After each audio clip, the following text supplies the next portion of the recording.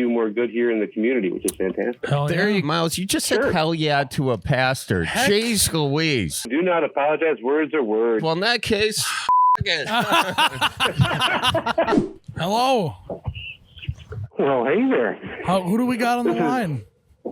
This is Dave Elliott. I'm calling from the Chicagoland area. What was your name? Dave. Dave from the Chicagoland. Which land in Chicago are you from, Dave? Oh, man. I've lived in almost a good number of the suburbs, but I'm currently calling from Carroll Stream. Oh, okay. Colonel Stream?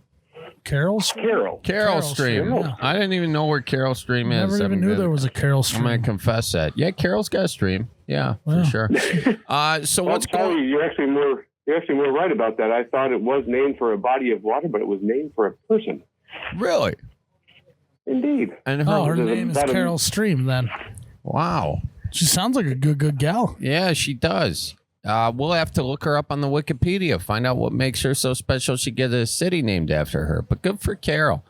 Dave, though, let's shift focus to you now. What's going on? What brings you here today?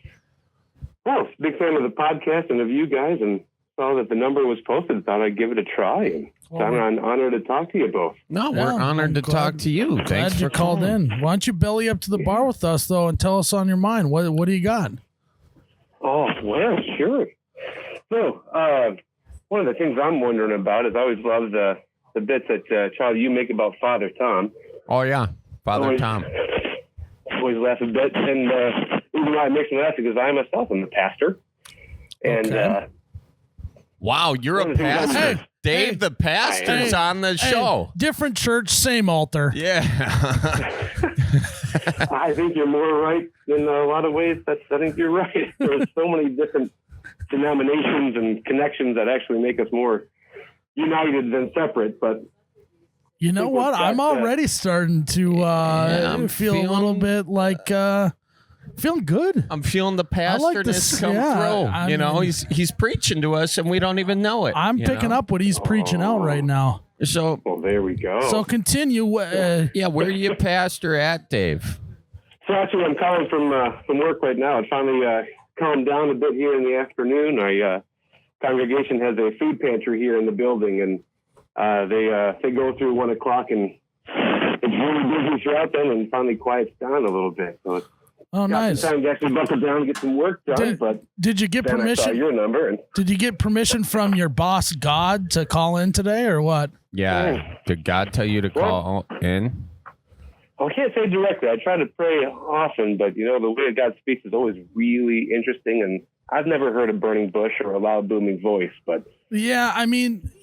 But he did have He brought you the number today, so I think that's I think that's a sign right there.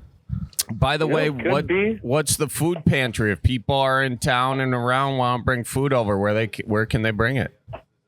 Yeah, so it's a part of an organization called Neighborhood Food Pantries. It's here in our we host one of their pantry sites, and what is the website for them? I think it's just nfp.org, and my congregation site is Lutheran Church of the Master. That's where they can bring donations and such. They're always looking to do more good here in the community, which is fantastic. There you got it. Dave, I got a question. And Myles, you just said hell yeah to a pastor. Jeez Louise. Sorry about that, Pastor Dave. No. Yeah. Oh, no. Do not apologize. Words are words. All words are words. Well, in that case...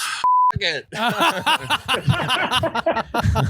Hey, I got a question. When you're a pastor and you're up there pastoring, okay, what are the things that you see? What are the telltale signs that someone in your pews is not listening? Well, I don't want to be ratting anybody out. Well, I'm not asking you to rat anybody out. I'm asking you to rat everybody out. This is what all people do when they're trying. Mostly me and Charlie are wondering is if the priest or pastor can tell that we're not paying attention. Yeah. How do you know? I'd say it's 50-50. Is what tends to grab my attention is if my two boys in the congregation are making noise, that always makes me smile. I don't know if they're trying to get Dad's attention or what, but that always makes me smile. I think motion might be the biggest thing. If somebody's, walking up and leaving. Yeah, that's a good sign. That'll be a good test. What about if they're sitting there? Now, I'm not saying that I ever do this move. I'm not saying that I've ever seen it happen. It probably doesn't. But if someone were to be crossing their arms with their chin in their chest, with their eyes closed, and every once in a while their head bobs a little bit, is that a good sign that they're not listening, or are they listening so intently that their body's giving out? Yeah, that's a good question. It could be both. Could be both. But if I ever see that happening, I kind of take the same approach I did when I was a high school math teacher before I became a pastor, that if that student is falling asleep or that parishioner might be starting to doze, well, then shoot, that might be what they need the most right there in that moment. Yeah, you know what? Right. We need more pastors like you. He just needs a nap. Give him a nap. Do you have nap space in the church? Or if I'm falling asleep in church, should I just continue sleeping, or should I just go home and take a nap? Should I excuse myself and say, you know what, God's telling me to take a nap right now? What do you think? No, I don't think you need to excuse yourself. No. Right. No, yeah, just right there. Snooze in church. Sawing logs while he's trying to preach. Yeah, what if Myles snores? What if he brings some snore into your, I'm guessing. What if Why? Because I got a big neck. Actually, no, I've heard you. Okay. Remember that cabin? Yeah. Whoa. Yeah, sorry, I don't need to tell everyone about our special trip to the cabin. I almost worked to incorporate it in somehow, but I think you kind of started to drive around a bit of my question. I mean, we've just come through 2 years of pandemic, technically still in it. And I'm wondering, for any perhaps church you guys have ever been in, what is something that has made you feel comfortable or welcome there? Because the church has this phrase they love to say all the time, that all are welcome. And I certainly believe that it's true, but sometimes it gets, overused as more all are welcome as long as you're like us. Yeah. Okay. All right. So the question is, you're wondering what really makes you feel comfortable at a church? Not just all talk saying everyone's welcome. What actually makes you feel comfortable? And I'll just jump out ahead here first. Number one thing that makes me feel comfortable at a church is if they got snacks. If there's a snack when I walk in, I can tell you this much.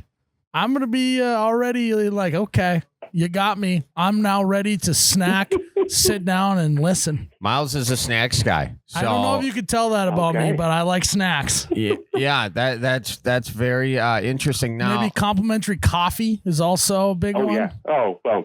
Oh, yeah. For sure, yeah. We're Lutherans. They've always got coffee. It may not always be great coffee, but there's always some somewhere. See, that's different from Catholics. Catholics don't have any of that in church. Sometimes, though, one Sunday a month, you leave and they got a donut day for some reason in the back, and then you can go get a donut. Or like the Lions made breakfast for everyone. The Lions Club. Yeah, or the Rotary or something like that. Yeah, so Charlie and I both grew up Catholic, so... So I'm actually, you bringing coffee to the table. I mean, that's pretty good. Now, sounds pretty good. Usually all we get every Sunday is a sip of wine, and that's it. And I always thought about this, Pastor Dave. Let's say, the spirit of what you're saying, I think, is that you're trying to make sure all people sort of feel welcome there. Do you ever just go out to the bars and do some recruiting? You ever just start doing some recruiting there? Like, hey, what are you doing? I'm talking later over at this spot. You ever do it? I mean, priests, I have. You do? Do you have a bar Bible study? That's a good way to do it. Kind of, yeah. So the first call I was in, we called it Drinking the Word. And then looking to start it up here in my new congregation as well. I haven't had the opportunity much yet because of pandemic stuff. But indeed, starting with a more discussion-based kind of Bible study. We hold it in some local establishment nearby and kind of put up a sign that, hey, this is who we are, this is what we're doing. And I think another good way to make everyone feel welcome is use lots of sports analogies, right? Yeah. You want to do if you're doing the parable of the prodigal son, right? That's right. You could do the parable. You could do it'd be like if Brett Favre left the Packers, went to the Vikings, and then defrauded the state of Mississippi. and then went back to the Packers and won a Super Bowl, right? Like that's what you could use those analogies that everyone can relate to. Ways. I can't relate to, the whole the actual story of it, but I can relate to that. I get it. I mean, that's what parables were. He was trying to relate a story of something known to that particular community at that particular time. So they've always got to be retold. Yeah, let's re-update the parables for now. That'd be kind of cool. Like Pastor Dave's updated parables. So you just take all the parables with Jesus in them, and then you just make them all about the bar and fishing and hunting and sports. And then before you know it, you got your own book you can sell. It'll be a New York Times bestseller there. And you want to make sure you use cool, hip lingo. It's not your wife. It's your old ball and chain.